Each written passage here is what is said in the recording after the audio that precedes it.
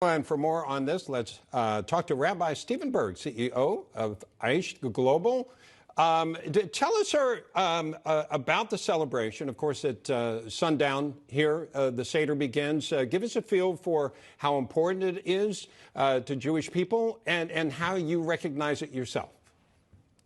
This is, for us, this is one of the most important holidays because we were enslaved literally for hundreds of years. This is a story of freedom.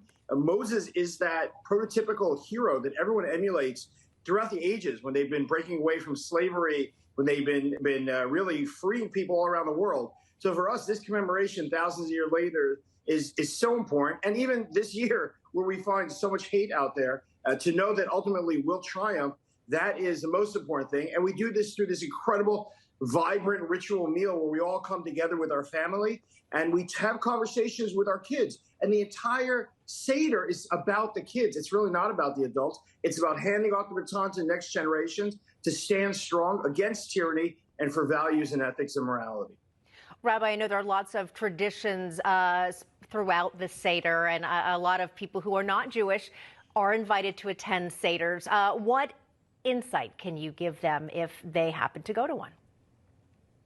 Well, first of all, when you go, chill out, relax. You know, it's a fun meal. There's a lot of wine if that's what you need also, to relax. But it really, most importantly, people are supposed to feel comfortable and they're supposed to ask questions. The entire night is about asking questions. That's why it's geared toward the kids. The kids don't know stuff also. We all don't know stuff.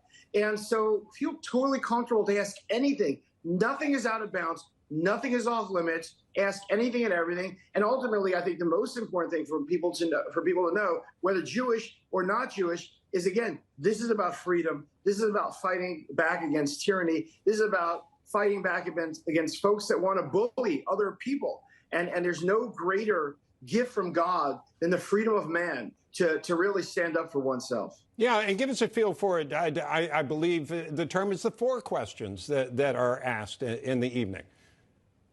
Yeah, the 4 questions are there, and it's almost like a play. It's almost like staged, right? You set up things to get everyone curious because we all know, if you've ever lectured, you get to the end, you're like, any questions? And everyone's scared to be that first question. So we set up those 4 questions to kick off the night. Now, why is this night different? Most nights we don't lean. This night we happen to lean because that's what free men do. This night we're doing all kinds of things to show that we're not slaves anymore. So you set up the 4 questions, and then God willing, at Seders around the world, there should be 200 or 300 more questions coming. This is just about making people feel comfortable and understanding right from wrong. And Rabbi, you pointed out that this overall is about freedom, whether people are Jewish or not. So maybe how could you take this holiday and connect it to what is going on in our country right now on a positive note? On a positive note, this country is really, if you think back to the Founding Fathers, was one of the greatest experiments of humanity. If you look back before America, there were kings and queens who would just go to war with each other for fun. And, finally, America said, enough is enough. We want to do something different. And to me, America is such a special place that was built on the bedrock of freedom of religion, freedom of expression, and for any religion around the world to really come here and not be oppressed. And we must fight to defend that right forever and ever and ever. And it's so great to be an American. We have to remember how amazing it is to be American. We look at the world, there's still a lot of oppression out there. There's dictatorships. There's all sorts of other forms of government. At the end of the day, with all of our problems, this is actually an incredibly beautiful, amazing country. Rabbi, what do we Christians say to our Jewish friends on a day like today?